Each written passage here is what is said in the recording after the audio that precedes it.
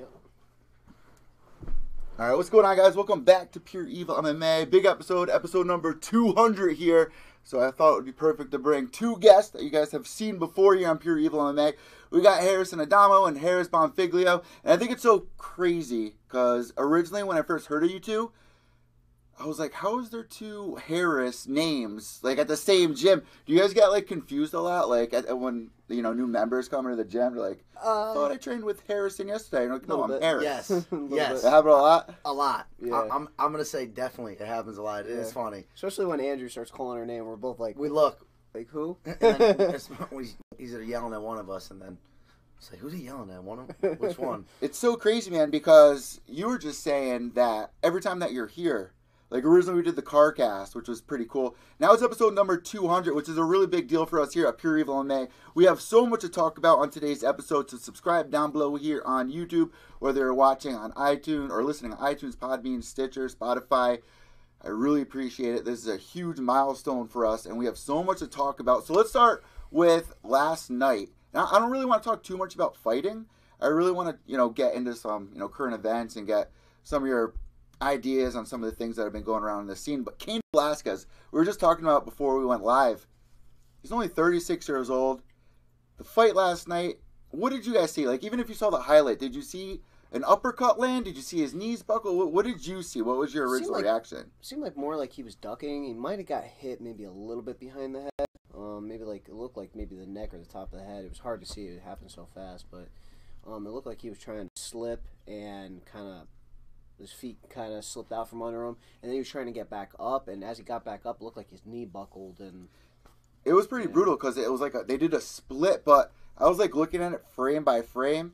And the one thing that we were all nervous about is that first round with Francis Ngannou. I think that's why it makes it so exciting. Even if he's on like a 3-4 fight losing streak, you're still worried in that first round no matter who it's against. Yeah. But the issue here was going in for that takedown. You guys worry about that a lot? Like if you're going up against a big puncher? Yeah, it looked like Francis, this is something you could only tell when you're in there. It looked like when Cain went down, it looked like he lifted him up. Yeah. Looked like he definitely looked like he practiced that thousands of times for when he shoots in for the takedown to get that underhook and jacket. Yeah. And that's what it looked like.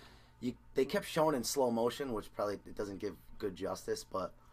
Well, like, if you get knocked out, wouldn't you think, especially by Francis, like, one thing that I was like, maybe it wasn't the uppercut because he was fully conscious and, like, fully aware. Yeah, I wouldn't call it a knockout. That wasn't a knockout. Yeah. It's not like he was out. He might have got clipped, got his bell rung, but not a knockout. I thought they he got to classify it as a knockout. Yeah, I thought he got knocked out, but he didn't because when they showed it a couple times, he definitely something happened to his knee, but he definitely got hit a couple with some hammer fists at the end. If there's an injury like that, like you were just saying, like should it be considered a TKO or like should it just be? Yeah, it should be more like a technical knockout. Like the guy, the ref.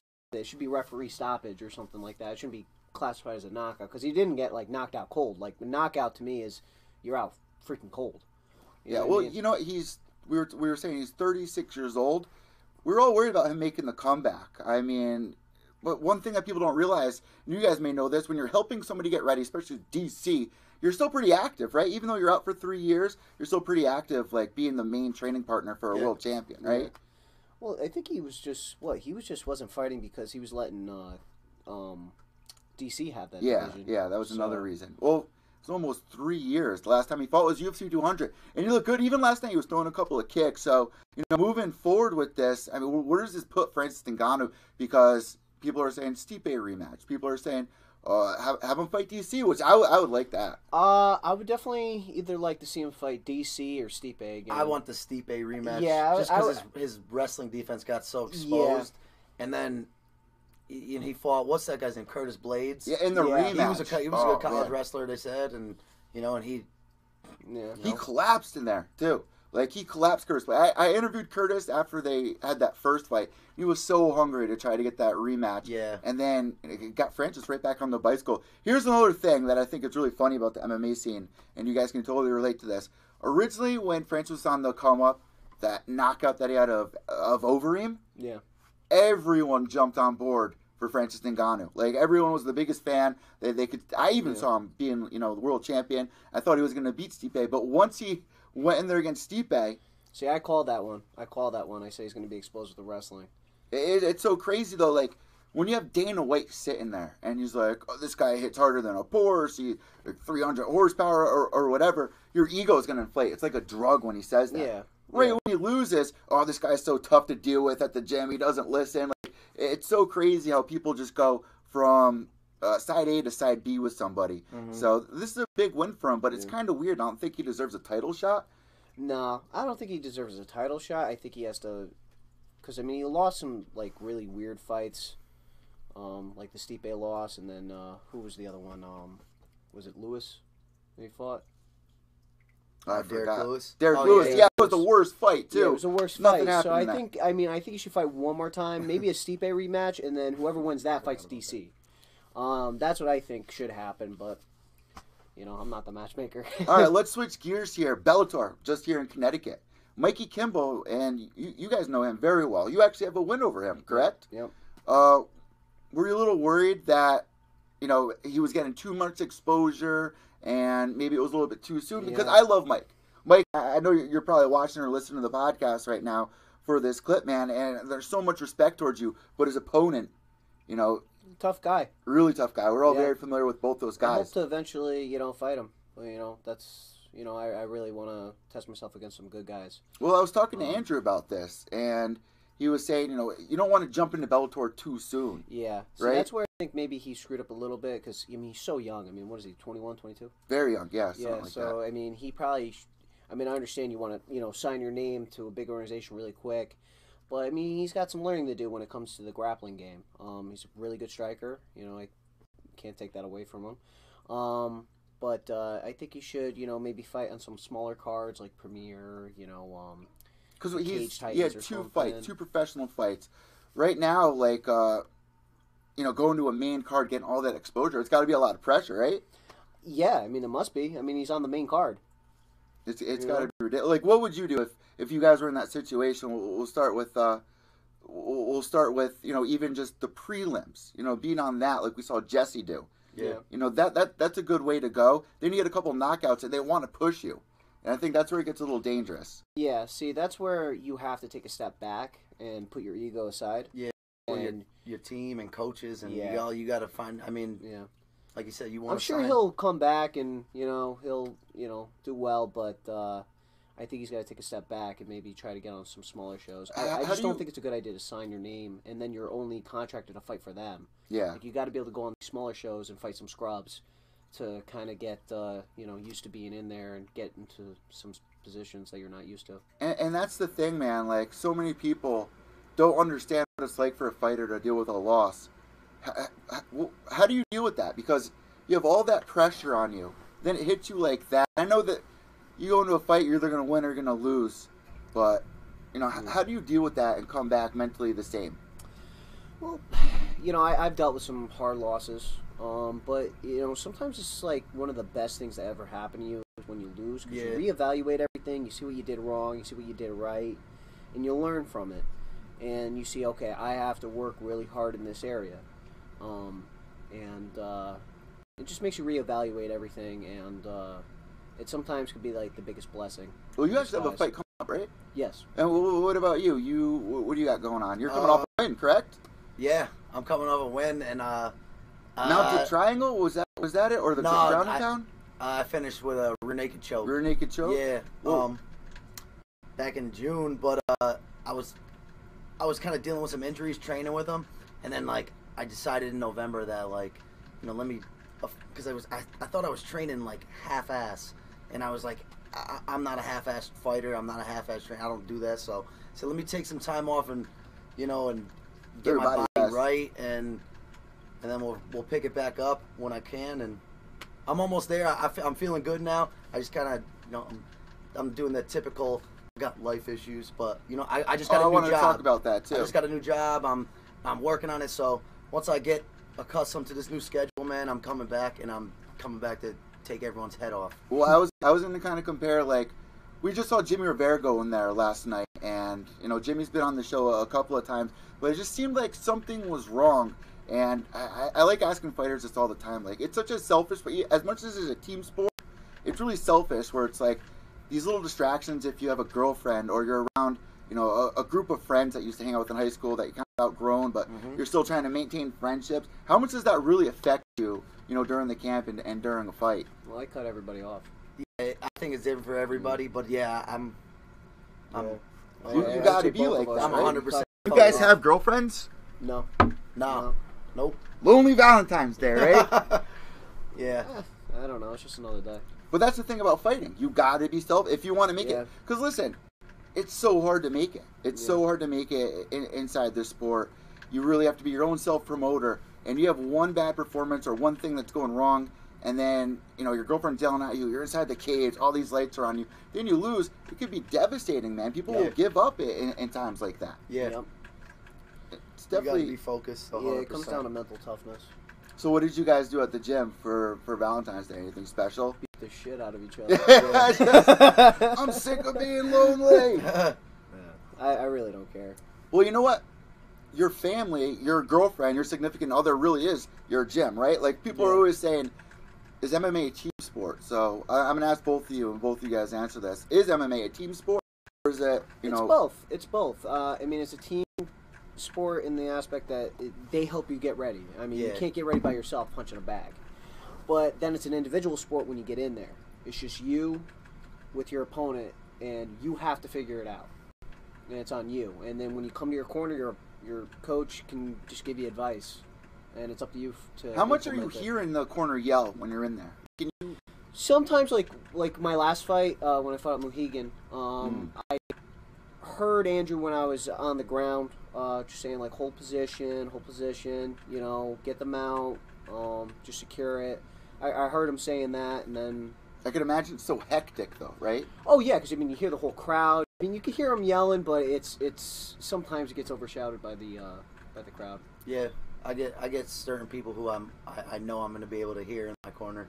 So. It's like Eddie Alvarez's girlfriend. No matter where she's sitting, you always hear Eddie, Eddie. Yeah. But it's crazy. And so, do you think it's a team sport as much as, because another thing is, like, people don't understand how committed fighters are to their gym, and it's so dramatic when somebody leaves or even cross-training and stuff like that. So is it a team sport? Like, should you be too connected to your team? Because, you know, loyalty is very important, obviously. Yeah, I think it's a team sport. I mean, you got strategies, you got game plans. Then people say, oh, the game plan goes out the window once you get punched in the face, which is true. It's whatever. But I had a good game plan in my last fight, and I wanted to bring him up against the fence, take his ass down against the fence where my team was, and then I'll listen to my team. When that happens, do you panic? Like you said, that's true. Kind of feel like that, like we kind of saw it in Chris Cyborg versus Amanda Nunes, where she got hit, and then Cyborg was like, "No, I'm not having this." Kind of threw the game plan out the window. It was more like ego took over right then and there. It was like all technique went out the window, and just kind of ego took over. Is that That's what it seemed like. I mean, it's different than being in there, of course, but you never know. She could have got whacked and then just went into fight mode.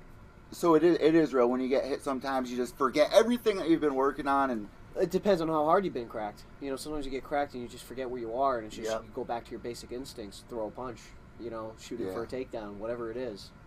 How frustrating is that? Like, if you guys are cornering somebody and you see something like that happen, knowing that, oh shit, this has happened to me before. Like, how do you come back from it? Like, how do you not make that happen?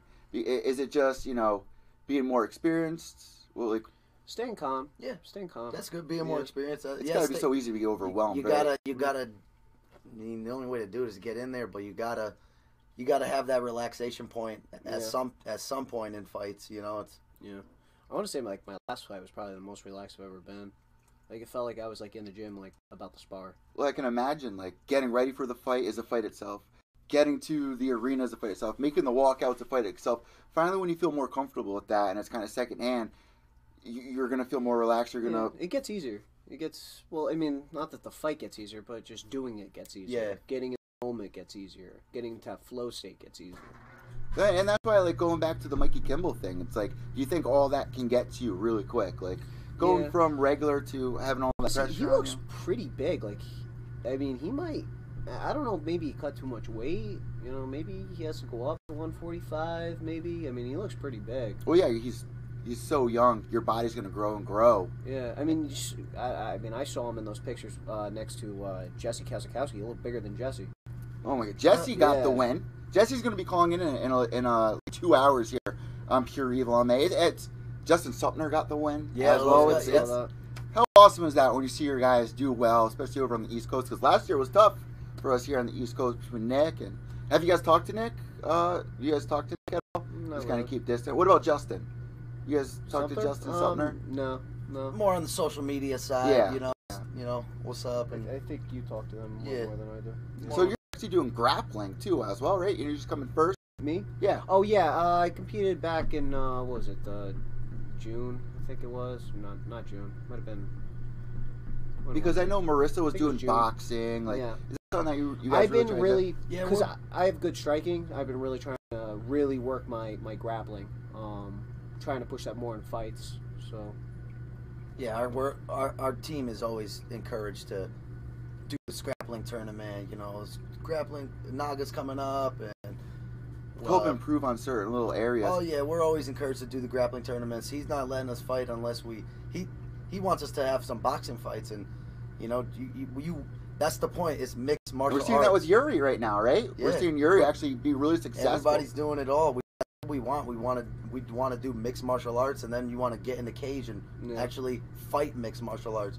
You know, you want to do grappling, you know, for a couple months, and you want to do some boxing fights, or kickboxing fights, whatever it is. But you got to do all that stuff, man, before you jump in a cage. That experience of doing whatever the aspect is, like whether it's just grappling, just specifically grappling, or specifically striking, that really helps you when you go into MMA.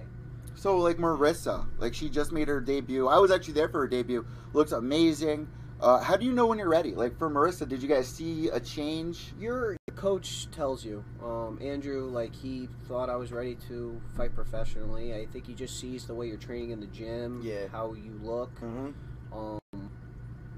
and then goes from there. You know, maybe you're not making the same mistakes as you were. Yeah. You know, because I mean, like my last amateur fight was a loss, and then he wanted me to go pro. So it was, were you worried about that? I was a little reluctant, but that's where the mental aspect comes in. Yeah, he felt confident in me, so that's all I need. So I felt confident in myself. Yeah. So you know what, guys? I gotta say, bad judging in MMA is another thing. What do you think could be changed with like the judging? Do you think they should be ringside? Do you think they should be backstage somewhere? Because when you're a pro, it's gonna affect your record a lot. Like there's no going back to an 0-0 record. I think you have to actually have judges that actually know what MMA is. First of all, I mean, sometimes you get judges that only judge like boxing, and so how would have you, no clue what it qualify takes out. you for a judge? I would say you have to have at least an amateur background, or you know, a couple professional fights. I'd say like get some, you know, maybe retired MMA fighters to judge it. You know, because when you're ringside, you can be persuaded by the fans that are screaming in your ear. Yeah. Or you don't even like when I'm in press row. It's so hard to see so much. You know what I mean? Like you can only see so much. Even if the judges are all spread out, maybe that's why you see, you know, scoring all over the place. Now, I just had Max Griffin on the show last week, who fought down in Brazil, and a fight that I thought he clearly won. Going down to Brazil, you see that a lot down there as well, where it's like, why do fighters still do that? Like, why are you going down to Brazil to fight a Brazilian fighter when you know if it goes to decision, you're gonna lose? You're gonna lose. Yeah. You know, even Ali Abdelaziz won't let his fighters do it. You know what I mean? Yeah. Like, what does that say? Yeah. I don't know. Something's got to be changed with that, but I don't know if it ever will. Could have went either way for the Paul Daly versus Michael Venom Page. Oh my God! Did you guys watch that? Yes. I thought Paul Daly actually won. I thought Paul Daly won. Yeah, because I mean he took him down more. So. But yeah. Then again, that was a fight that should have been over in the UK. People were saying, but yeah, it should have definitely. You know what I thought was weird? Like for listeners out there that aren't aware, like. People kind of like to rag on Bellator about going to Mohegan because of the Indian reservation, but they're doing drug testing, I heard. Yeah. That's not normal, right? They usually don't do that. Like you can get away with a little I feel like they're really pushing it now. I know they make you weigh in twice now. Really? Commission. Yeah, I had to re-weigh in. My last 3 fights at Mohegan Sun, I had to re-weigh in. Wow. Oh, for yeah. what? Yeah. The night of the fight, to make sure that you didn't gain too much weight, so you didn't cut.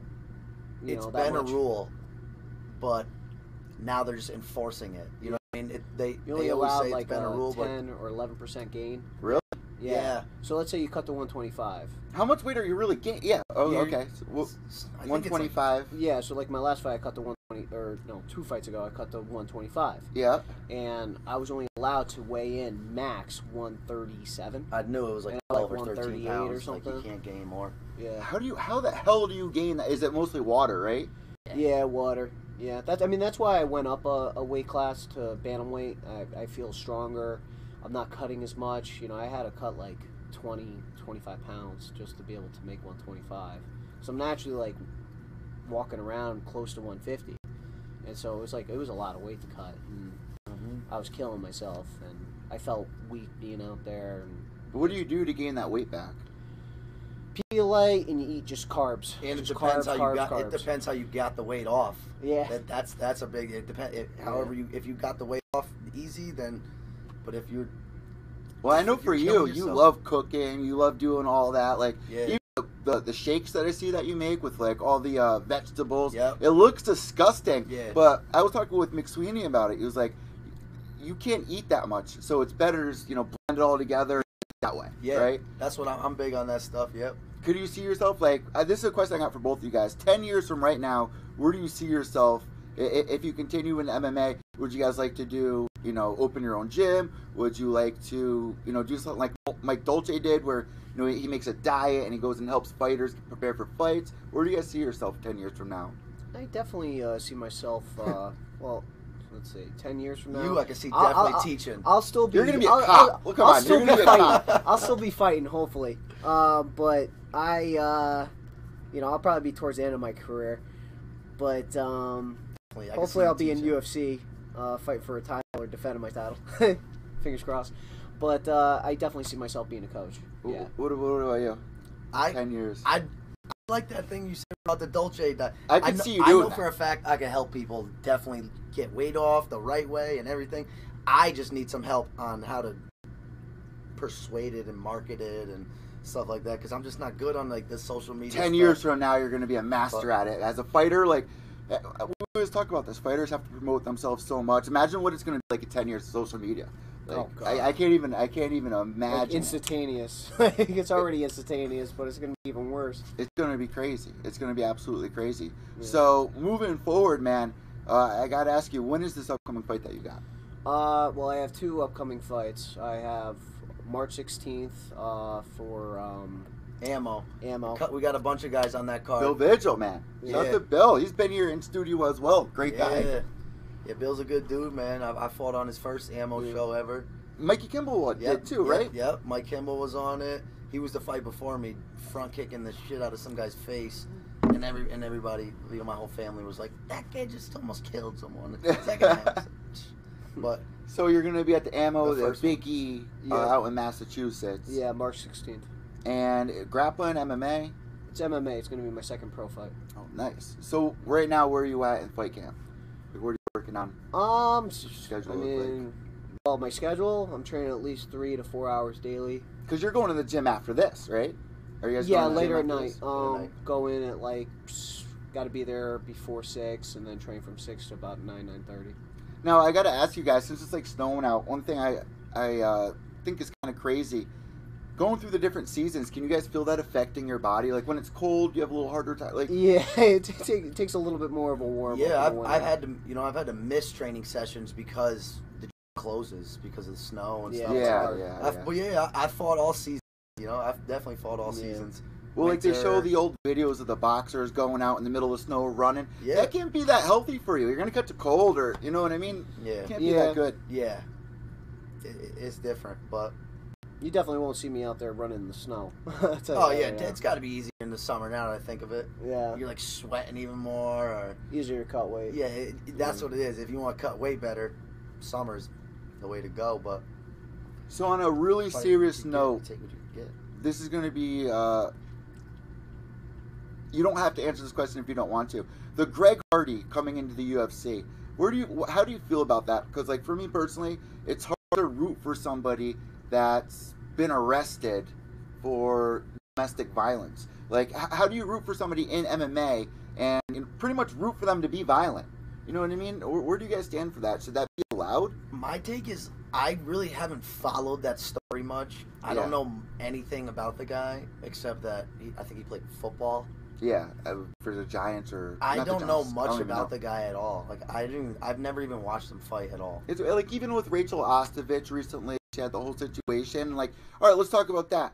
If you go in a situation like that, even for guys, like people think that guys don't get beat up, but like Rachel Ostovich, even Andrea Lee who won the fight, it's kind of risky to go in a fight when you have all that going on in your life. Yeah, what do you think? You need your head there when you're in a fight, man. You need to be mentally prepared to be, get into the fight. But if that's a distraction, then, should it be the UFC's job to be like, no, we don't want you to do this. Like, take care of yourself for a little bit. Yes. You know what I mean? If you're asking that, yeah. Or does it help? Yes and no. I mean, it's on them. Does it? Do you think that motivates you more, like when you're going through something like that? I mean, yeah, it can. I mean, it depends on you as an individual. I mean, some people are just mentally strong as shit, and nothing phases them. Well, like I can understand, like you go through a situation like that, you want to go in the gym, you want to kind of get your mind off of it and have something to work towards, but then you get a loss, and then you're torn to pieces. You know what I mean? That's what I worry about. Well, you just don't want something to blame, But I mean, no matter what's going through my life, I mean, nothing's ever going to go perfect. I mean, it's like when you show up to work. To me, when I'm going to fight, it's like showing up to work. Not every day is going to be a great day. Yeah, you got hard days at work. You got easy days at work, bad days. I got to deal with a shit ton of stress at work, So it is what it is. You just learn how to manage it, and you just man up, and you get it done. Yeah. I mean, don't be a pussy. Yeah. It's so hard, like, seeing when girls are going through a hard time, at least for guys. So I got to ask you guys, moving forward, Ben Askren coming to the UFC. Oh, I can't fucking wait. What are your thoughts? We got good wrestlers in our gym, so we're big on the. But he's going against Robbie Lawler. Like, how does this fight go? Honestly, Robbie could catch him. I could see it both ways. I could see Robbie catching him, but I could also see as soon as he closes that distance, start striking, Ben Askren getting a clinch, maybe a 50-50 clinch, getting some underhooks, and then just taking Robbie down, and then that's it. There's the round as a fan, this might be the first time I'm like, I'm on Robbie's side, but like not on his side. You know what I mean? Because I want to see Ben win. I love Robbie. It's hard to pick. I love them both. I love them both. I don't want to see either one lose. For people out there that aren't familiar with Ben Askren, did you guys follow his career like early on? He was in college with Woodley. That was somebody that Andrew was always modeling his like a lot of his takedowns after. Yeah. Because he's so dominant and just taking guys that are just freaks and just destroying them, just like outclassing. I think Andrew's seen Woodley fight amateur or something like Andrew's seen. I think he said or maybe it's one of his first pro fights, and he saw him. And Andrew was like, "That's going to be the guy in the UFC who's going to be beating everybody up." Well, like, what makes Ben Askren special? Like, what is it about his skills? Like, what really shines to you guys? His confidence and his funk style. Yeah, the funky Ben Askren. He's confident in what he does. does. So good at the clinch. I don't think he's given enough credit in the clinch. His clinch game is scary.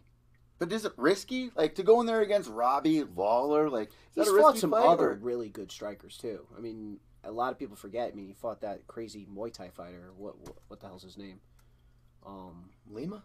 I don't know. He fought that guy and took him down and beat the crap out of him. Yeah. Ben Askren's just 10 I'm trying to get him on the show. He's 10 steps ahead of everyone. He's top notch, too. He's just 10 steps ahead of you. He's fought really good strikers. Probably guys that are even better than Robbie Lawler. Yep. So, I mean, people are... Just because they're not in the UFC doesn't mean that, That's where people get crazy, right? Yeah.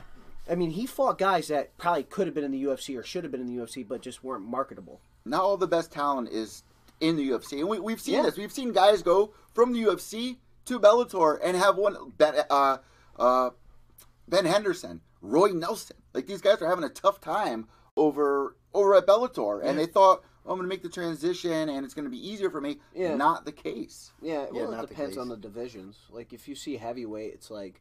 All right, the heavyweight divisions, I think, like, right now it's kind of going through, like, a weird transition. There's not that many people. What, heavyweight you said? Yeah, heavyweight. Well, we just saw, but it's all the old-timers. Ryan Bader beat Fedor Emelianenko. And, Frank Mir was in there. Yeah. Matt Mitrione was in there. Yep. There's no, like, what I'm saying is, like, there's no new fresh blood coming out. Well, that's why I like what's going on in the UFC with the heavyweights. You got Francis Ngannou. Yeah, there's newer Curtis people. Blades. Yeah. Derek Lewis. Tai Tuivasa. I mean, come on. Yeah, There's I'm a some big fresh fan of blood those in New there. Zealand guys. I think Bellator is definitely going to get some fresh blood in there for their heavyweight division. What do you guys think about that? Because Bellator is really blooming recently. So if you got, when you guys get further down in your career and it came to the crossroads of UFC or Bellator, do you think Bellator's making its way up to the point where they're almost neck and neck? Obviously, UFC is always going to be the elite. But do you think Bellator has a shot to kind of get right there, right in the pocket? Yeah. I would say it still needs some more work. Couple more years. Yeah, I mean, it's got to market itself better, a little bit better. Definitely with the pay-per-views. Because sometimes, you don't even know that there's a Bellator pay-per-view happening. Yeah, that's true. So it's like, you're kind of like, is this live on TV or is it a... That's a frustrating thing. Because UFC just moved to ESPN, right? Yeah. Yeah. They need to get a Fox deal. If Bellator gets a Fox Sports deal, then they're going to... People will take them more serious. Yeah, absolutely. Absolutely. It's so weird, though, because to be an MMA fan, you have to have Flow Combat. You have to have DAZN for Bellator. You have to have ESPN Plus, Fight Pass if you want to watch our boy CES boxing, first boxing ever to be on Fight Pass. Yeah. But it's so much. Then $7 for a pay-per-view. It's so much to be an MMA fan. Yeah. You got to. That needs to be figured out. The whole model. Does the pay-per-view model still work this day and age? You think? I don't think so. I think expensive. it still works right now, but it's at that weird transition period as technology gets better. Less and less people are buying pay-per-views because they're able to live stream it. Honestly, when's the last time you guys bought a pay-per-view? Oh, God. A while, right? Jesus. I think it was McGregor Diaz. Yeah, it's been a while. UFC 202? Yeah, that was, I think, the second time. Or no, it wasn't even the second time they fought. It was the first time they fought. Do you guys go as a team to watch big pay-per-view fights? Did you guys recently do that at Eli's on the Hill or something? Yeah, sometimes we'll get together, like Buffalo Wild Wings, or Eli's or something. What's that like going out as a team and enjoying that? Oh, it's kind of fun. I mean, it's like if anybody messes with us, they're gonna get fucked up. Oh man, that's the thing, man. I went to New York for my cousin's wedding, and afterwards it was 2 in the morning. I met my little sister and her friend at this bar, and this kid started all this drama, and he started mouthing off and going, "Oh, I'm a Golden Glove boxer." Shut up, bro. No, you're not a Golden Glove boxer. A Golden Glove boxer probably wouldn't say that you're a Golden. You know what I mean? Don't say that. Yeah. Plus, saying that you're a Golden Glove boxer for the most part, I mean, it depends on how you got it. You know what I mean? So, I've seen some tournaments where you show up and you fight one person. You know what I mean? And then it's like the other guy got second, you got first, but you were the only two in the division. And then I see other guys that fought a ton of people and won. So it's like, all right, that guy's a Golden Glove boxer, but this guy just showed up at the right time and only had to fight one person. Well, what is a Golden Glove boxer for those people out there that aren't familiar with? What does that mean? It's a tournament in New England. They got Western. They got Massachusetts. Yeah, they got a Western New England Golden Gloves, and then they got the other one. And I think you got to do. It depends where you live. So if you live, then you do the Western, and then you do the other one, and then combine it, and that's how the tournament gets brought back together. Well, for fighters, like I was saying, if you were a Golden Glove boxer, I doubt you would say that, or even try to be confrontational. Like the Matt Serra incident, he held the guy down. The guy was like, "Oh, I'm gonna." And Matt was like, "Yeah, we know, dude," and just held him down. We saw it with recently. Ryan Hall did something like that, right? Didn't Ryan Hall hold some guy down in a pizza restaurant? And then there was a girl that recently, 2 weeks ago, put a guy in a chokehold for 20 minutes waiting for the cops. Oh yeah, she beat the shit out of him. That's the thing. That's the thing. Yeah. If you're in a street fight, I'm not in a boxing fight right now. I'm not trying to box somebody in the street, man. I'm grabbing you and I'm throwing you to the ground, man. That's it. And that's the thing. Since you guys train now, aren't you a little more hesitant about acting in public, right? Yeah. Or depending on the situation. It depends on the situation. If you're at gunpoint, it's a little different. You know what I mean? That's why I always carry. A bar fight or something like that, it's kind of back away from it. Because you guys pretty much are lethal weapons in a way. Yeah, I mean, we try to avoid fights, but, I mean, if you really try to throw down, then, put up or shut up. Yeah, that's what, but... Another topic I really want to talk to you guys about is the picogram testing. Do you think USADA's getting a little bit too strict when it's that little of an amount? Or is it still unfair? Is it still unfair that that's in his system, even though it's probably so old? Or what is your guys' take on this whole situation? What's this about? Like the John Jones thing? Yeah, the John Jones picogram, which is basically a grain of salt cut up into 500 million pieces. And I mean, I could see why they're doing it, but I mean, is that too strict to get flagged for that, lose for 2 years, or is it the right thing? You know, to a certain extent, I think it's, you know, it is the right thing because it's like, clearly you were doing something that you shouldn't have been doing. Yeah. I mean, clearly. I mean, there's no way to argue that. Yeah. It's just that you got caught with a small amount in your system, so it means you did it a while back. So you're still doing something that you shouldn't have.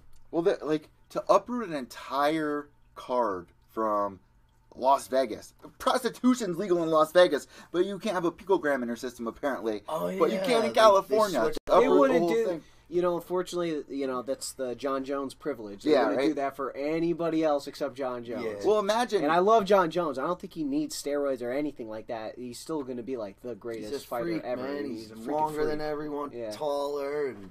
Wouldn't that affect you as a fighter, though? Like, if you go somewhere, you're getting ready for a fight, and you have to get uprooted, wouldn't that affect your mental... Yeah, it could. Right? It could. Would it? I don't think it matters. Yeah. I mean, frankly, I'm like in the mindset where nothing matters. It just, I don't know. I'm just going out there and doing my thing. Yeah. You're just on idle, just waiting to get in there. Yeah, you wanna make peace of mind. Yeah, you know what I mean. If you train your ass off and you made the weight easily, and that shouldn't matter. I've had days where I'm stressed. I'm stressed the freaking max from work, life, and everything. I go in the gym and I put a beating on somebody. You know, and then other days where I'm stressed and I do terrible. You know, it all depends on you. You know, how irritable do fighters really get when they're going through the weight cutting? Like, you guys get irritable? Yeah. Yeah, because you're hungry. You know, like your head hurts. You know, you're a little towards the end of the end of the week. You know, you wanna get in that gym and you wanna train and you wanna go, man. You know what I mean. But understand sometimes guys get around, they have fun.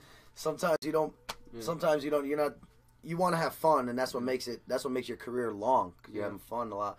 But I have fun with the weight cut now. Yeah, how frustrating is it when your opponent comes in? Like, you put all this time and effort, you're going through the weight cut. Finally, you make it to the weigh-ins, and your opponent either doesn't show or misses weight by a ton. How frustrating is that, man? That's probably.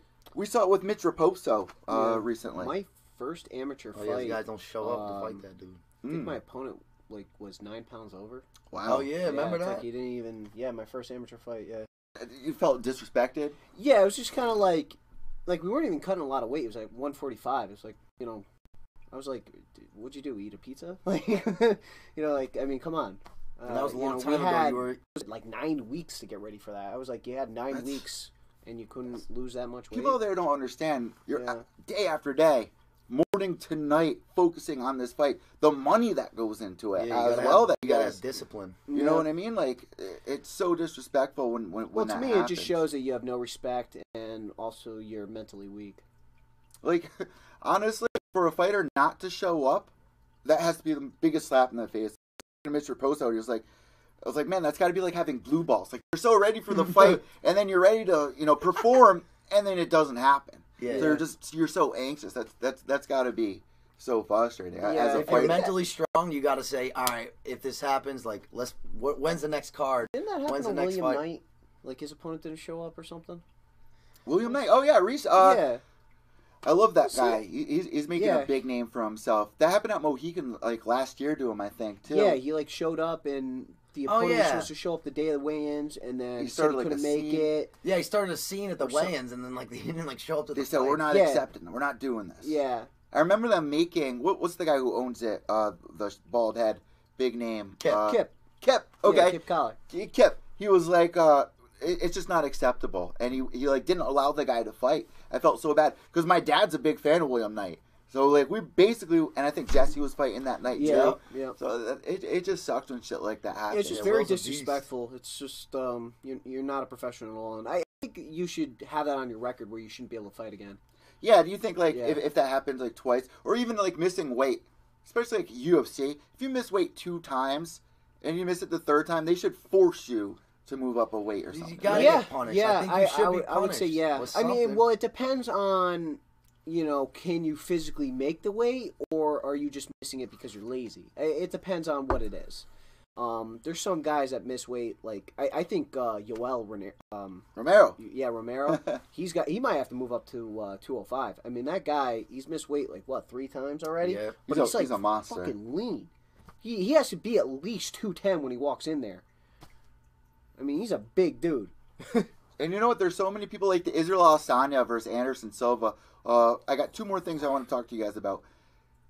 We were just talking about Cain at the beginning of the podcast, and we recently saw Anderson Silva return. We recently saw Jose Aldo return. People wrote Jose Aldo off as soon as he lost to Conor McGregor. He comes back, he beats Frankie Edgar, and it's only the fans that are writing these guys off. You know what I mean? Like, yeah, they forgot who they were.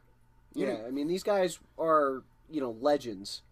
He was undefeated for, what was it, like almost 10 years? 10 years, only Jose featherweight Aldo? champ. Yeah. UFC ever had. And he got caught by, one of the pound-for-pound greatest fighters to walk this earth, Conor McGregor. So quick, too. Yeah, I mean, if you actually did that fight again, I mean, who the hell knows what would have happened?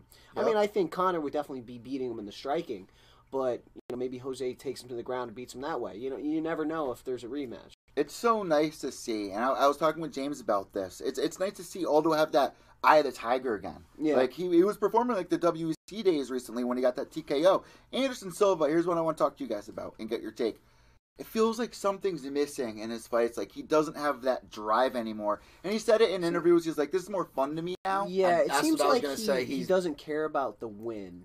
He just, he's going out there, he's just having fun, and it just doesn't seem like he's going in there for the finish. He's a fighter, man. He was like in the Matrix. You know what I mean? Like, that guy just freaking knockouts. I've never seen anyone. He still got the head movement. Yeah. He's still, you know what I mean? He still looked pretty good. I felt like he could actually beat him if he actually showed up to fully fight. It seemed like he wanted to have a sparring match rather than... That's what a lot of people were saying. It seemed like they're 2 more rounds. Do you think he could have beat Israel Adesanya? I think so. I mean, well, who knows? But, yeah. Because, he's older. But I think if he actually wanted to, I think he could have actually beat him. But I think he was trying to give him as a gift, like here, face like a master and student. You're ready to move on. You're ready to move on. Yeah. That's what I got out of it. I don't know if you did, but that's what I got out of it. I mentioned that exactly on the day after on the recap show, and it makes me so sad because I always find myself at the edge of my seat just because he can do more. It's like he's holding back, not pulling the trigger. Even his grappling, like he could have easily taken him. I mean, he's taken down like why really didn't good guys. Why didn't he go for a takedown? Like, I don't know. I mean, I think Anderson could have easily taken him down, tripped him or something. Hell, he could have even jumped guard and then submitted him. I mean, he submitted some pretty good guys. I mean, he submitted Dan Henderson. I mean, the Chael Sonnen thing, which is pretty controversial, but but still, that was an amazing fight. It just seems like after the loss that he had versus Chris Weidman. Well, here's the other thing: people wrote him off, but yet after the Weidman fight, he went in there, he beat Diaz, which ended up being a no contest because of whatever happened afterwards. Yeah. Then after that, he fights DC on like 24 hours notice at UFC 200. And he actually did good. He almost knocked him out. With that leg kick to the stomach, DC turned over. Yeah. Like, people just write these guys off way too soon. Yeah, they don't understand like how deadly these guys are, no matter how old they are. I mean, this is still the top of the top competition. I mean, these are like the best guys in the entire world. Anderson is by far always going to be in top 5 best middleweights of the entire Anderson world. will get another win before he's done. Yeah, I want to see him fight somebody decent and Weidman. One last win. What about like Weidman rematch? Yeah, that'd be good. Legend fights with Anderson Silva, where people say 5 years too late for the GSP thing, but there's fights that like people would like to see, and hopefully it won't turn out to be another Chuck Liddell versus Tito Ortiz. I don't think they're at that stage yet, but I would like to see if GSP is willing to go up. Back up to middleweight and have him fight Anderson. That'd be really interesting. I think, Anderson would definitely have, He was even saying Conor McGregor. Anderson Silva versus Conor McGregor? I think Anderson Silva might win that one. I would root for Anderson to win that one. Yeah. Well, yeah, 170? No, and that might be something that makes him actually... There's no way. Fighting Conor is like a belt of its own, right? Yeah. That doesn't mean anything. Anderson Silva, Conor McGregor, it'll never happen. Even if they're able to fight for 100 years, it would never happen. They'll train together, and that'll be more. It'll be like an exhibition boxing match. Well, so now what does Israel do moving forward? I don't think that was enough for him to be granted a title match against either Kelvin Gastelum or Robert Whittaker. If those guys even Well, Whitaker's out for like a year now. He should fight Gastelum for the actual next title shot. You think Whitaker should be stripped and they have it for... No, I mean, he just got hurt. I mean, why strip him? I mean, he just got hurt. I mean, he showed up, made weight. It just happened that he had a hernia. I think it's more of like he doesn't get hurt. He has like issues. Like this happened to him before last year. Something happened where he had like a staph infection, and something with like a stomach ulcer, and then now a hernia. Now the hernia. And like, I mean, it's one thing if you're out for like, let's say, those aren't like twisting your ankle 2 years injuries. Yeah, I would say like basically a good example is Dominic Cruz. Yeah, when they stripped him, that's a good example. I think that was about 2 years. I think it was even kind of ridiculous when they stripped Conor of his featherweight title because I mean that was only 9 months or not even a year yet when they stripped him. It was like, all right, at least give him like another 6 months to give him a chance to defend it. Well, last year we saw so many people get stripped. Kobe Covington with the interim title, Tony Ferguson, Nico Montano got stripped, Conor McGregor got stripped. Like all the yeah, it was like why? It's like why do that? Because you always have to have some type of shiny thing. Yeah, to sell the fight. Yeah, it's like what's going to sell the fight? Them fighting. Yeah, not for let's have this imaginary thing over their head. Here's my last question to you guys. You see a lot of people that are begging these fighters to create some kind of a story, right? Some kind of a beef. Then James Vick, for example, in the Justin Gaethje's fight, he did that. He was trying to build it, promote it. Then he gets knocked out, and all the fans are like, "Oh, you suck. That's what you get. That's humble pie." But it's like, you guys were telling me to do this. Like that wasn't real. It's funny that you bring it up because was it a couple years ago? I actually got to talk to MVP. Michael Venom Page, and he's actually a really cool guy. Yeah, he's so classy. He's actually a really nice dude. He's a classy dude. But in order to sell the fight, he says, you got to have fun with it. You got to sell the fight. You want to make money in this game. You have to have a character. My character is the cocky guy. He goes, and then these fans believe it. He goes, but if you knew me, in my real life, it's like I'm actually a really humble dude. I'm really nice. Well, that's what the sport's turning into. Yeah, but you have to. Yeah, you have to. I mean, that's how you're going to sell tickets. In the era of social media as well, it's like when somebody goes to a fight, it's like, what is it about you? You're going to see 20 guys go out there, girls. What is it about you that's going to stick out? But like the fans love to use it against you. Like, I think that's you're either going to be the hero or you're going to be the heel. The heel. Yeah. Well, like Kobe Covington, what do you guys think about him? Is he taking it too far with some of the things that he says? He sells the fights good, but he doesn't get fights. Yeah. Well, it's annoying because he's another one that got stripped of the interim title. Yeah, why? I don't know how. Yeah, I don't know like why. How do you get stripped of an interim title, which... You hear the rumors where they say, oh, well, he said no to fighting me. He had the chance, and he said no. Yeah. Like Woodley was saying. With a month's difference. Yeah, Woodley wanted to fight this time, and he was like, no, I won't be ready then. I just fought. Give me 1 more month, and then I'll be ready. And they're like, nope, we're taking the belt back. Yeah, but they still went to the White House to see Donald Trump. Yeah. Even though he was stripped, which is kind of crazy. Yeah. All right, I want to see that fight with Tyrone. He sold the fight, man. Yeah. That was the fight to make. The UFC's crazy. Woodley's going to be facing Usman. This is my last question. How do you see that fight going? Tyrone Woodley.